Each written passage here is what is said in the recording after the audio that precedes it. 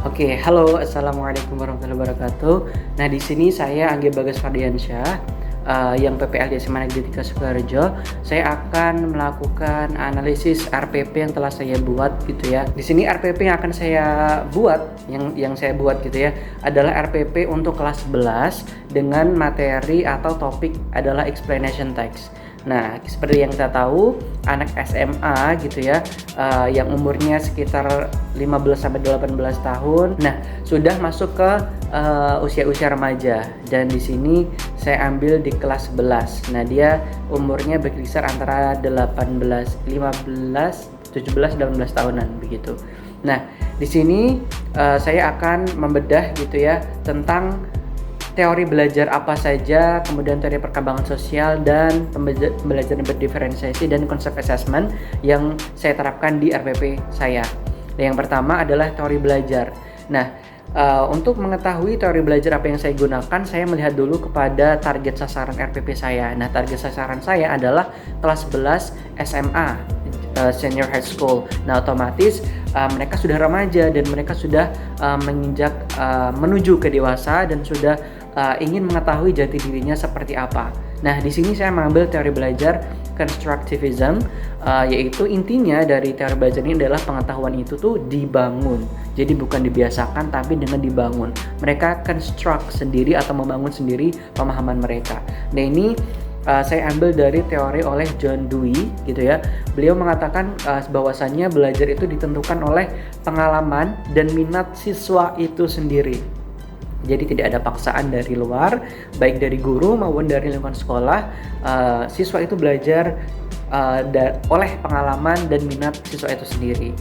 Nah, kemudian menurut John Dewey bahwa belajar itu harus aktif dan langsung terlibat. Jadi siswa itu terlibat aktif di dalam pembelajaran. Nah, ini sama halnya dengan orientasi belajar yang kita gunakan di kurikulum Merdeka, yaitu adalah student centered gitu, yang berpusat kepada siswa. Nah, ini adalah constructivism banget gitu ya. Nah, kemudian constructivism adalah teori belajar yang mengoptimalkan biologi, panca indera, mengoptimalkan panca indera dan juga psikososial untuk mengolah informasi yang ia tangkap. Jadi penggunaan panca indera dan juga psikososial, cara memahami, berinteraksi dan berhubungan dengan sosial itu sangat dibutuhkan di constructivism ini. Ya, karena mereka kan membangun pemahaman dari sekitarnya dengan kemampuan mereka sendiri. Nah, kemudian si panca indera dan pengalaman ini menentukan cara berpikir peserta didik. Nah, ini aplikasinya dalam pembelajaran itu, siswa itu ikut andil. Siswa yang menemukan masalah, kemudian mencari solusinya dan memberikan kesimpulan secara mandiri. Tidak ada intervensi guru secara berlebih. Jadi guru hanya sebagai fasilitator. Nah, ini sama halnya seperti pembelajaran paradigma baru di kurikulum Merdeka ini, bahwasanya pembelajaran itu adalah berfokus kepada siswa, dan ini teori belajar ini sesuai sekali dengan strategi pembelajaran yang dicanangkan oleh pemerintah, yaitu adalah problem based learning atau project based learning. Nah, ini berarti emang sudah sejalan gitu ya antara pemerintah dan juga teori belajar yang dicanangkan atau yang digalakkan oleh si John Dewey ini, yaitu constructivism.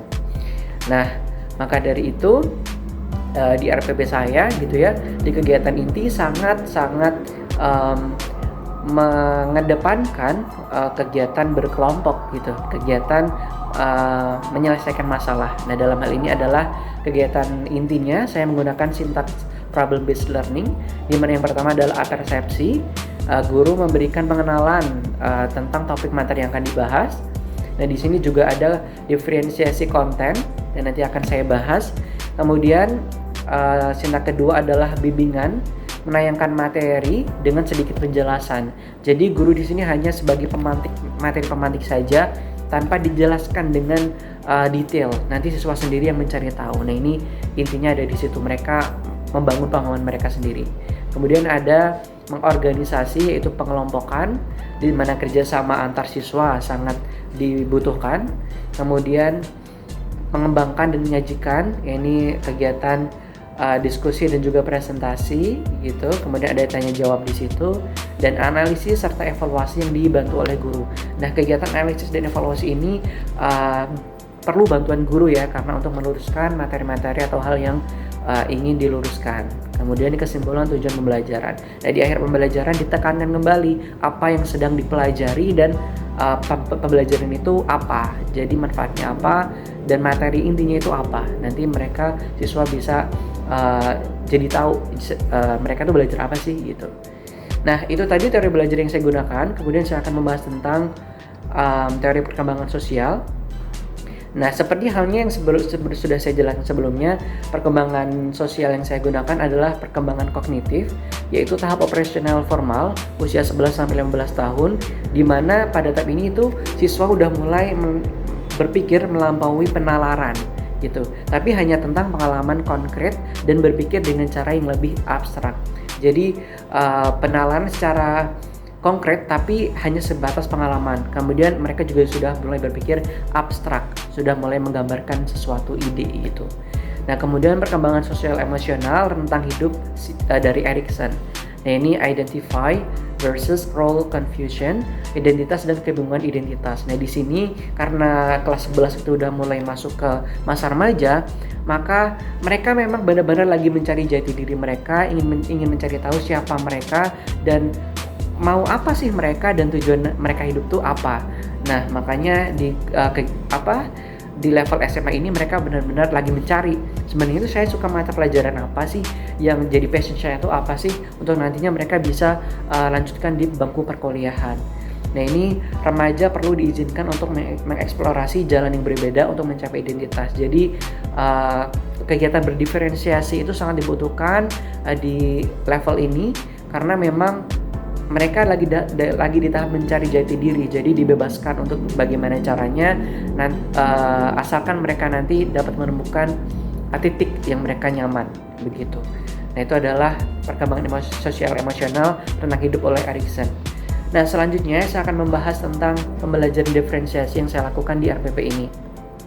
Yang pertama, pembelajaran diferensiasinya ada di kegiatan apersepsi, di kegiatan inti, yaitu saya memberikan diferensiasi konten dan gaya belajar, di mana ketika saya memutar video explanation tentang terjadinya hujan, saya memberikan visual berupa gambar dan juga video, animasi dan juga pendengaran. Jadi ada visual dan auditori di situ. Nah, di sini untuk siswa yang gaya belajarnya itu visual, mereka bisa melihat dengar gambar dan subtitle yang ada di situ, dan untuk auditori mereka bisa mendengarkan. Nah, ini diferensiasi yang saya terapkan. Kemudian ada diferensiasi konten gitu ya. Diferensiasi konten di sini adalah saya memberikan tema yang bebas gitu ya, dimana saya memberikan kebebasan kepada siswa untuk memilih tema explanation text yang mereka ingin analisis. Sudah saya berikan lampiran di RPP ini, ada 6 topik explanation, ada 6 tema explanation text yang mereka bisa analisis dan mereka bisa pilih. Dan ini tergantung kepada mereka lebih tertarik kemana, misalnya ke erosi atau ke banjir atau ke gempa bumi dan sebagainya, mereka bisa memilih. Nah, ini diferensiasi konten yang saya terapkan di RPP ini. Nah, kemudian saya juga menerapkan diferensiasi produk gitu, dimana hasil setiap diskusi antar siswa pasti akan berbeda.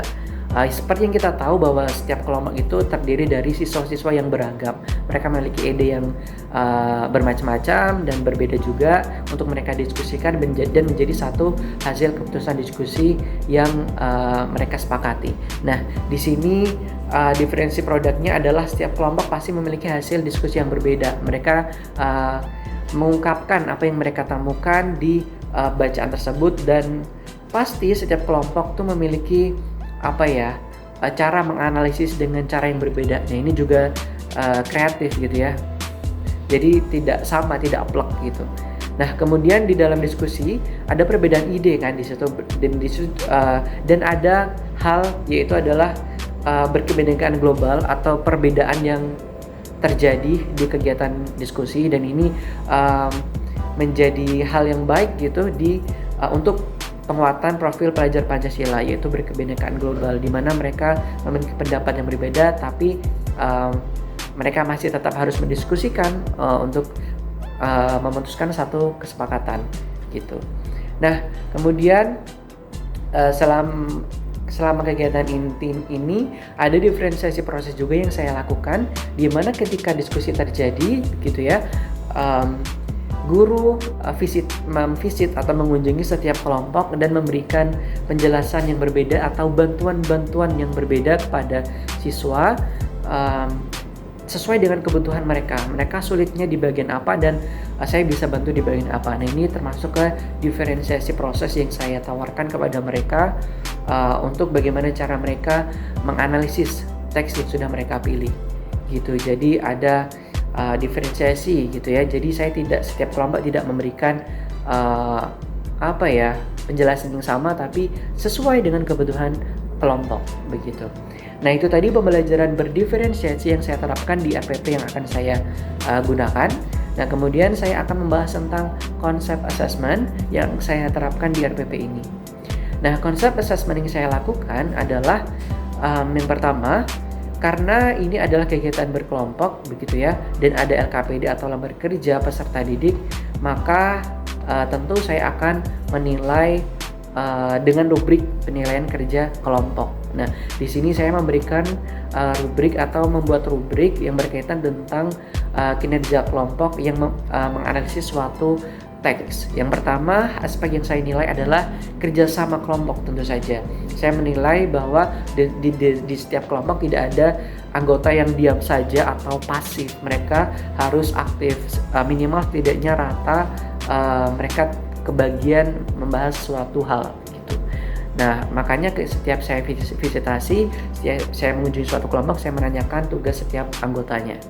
Kemudian pemahaman struktur dan jenis teks. Nah, inti dari pembahasan atau hal yang dicari di kegiatan diskusi ini adalah menganalisis struktur dan jenis teks yang jenis teks dari teks yang mereka pilih. Makanya saya menilai dari strukturnya, apakah mereka menentukan struktur yang tepat dari teks tersebut, dan juga apakah mereka menentukan jenis teks tersebut itu tepat atau tidak.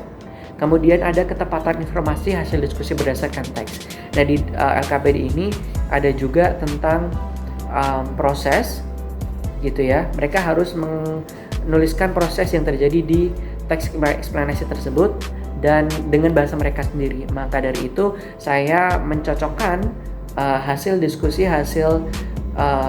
diskusi mereka yang berkaitan tentang informasi proses tadi dengan teks, apakah sesuai atau tidak. Kemudian kelengkapan penjelasan jawaban. Nah, setiap jawaban yang mereka tulis, apakah sudah lengkap atau tidak, saya juga akan menilainya. Kemudian yang kelima, yang terakhir adalah kemampuan menjawab pertanyaan. Nah, di kegiatan presentasi tadi ada kegiatan bertanya. Setiap kelompok diharapkan atau diharuskan gitu ya untuk menerima satu pertanyaan dari anggota yang lain. Kalau nggak ada yang bertanya di kelompok itu atau di kelompok lain, saya sebagai guru lah yang akan bertanya.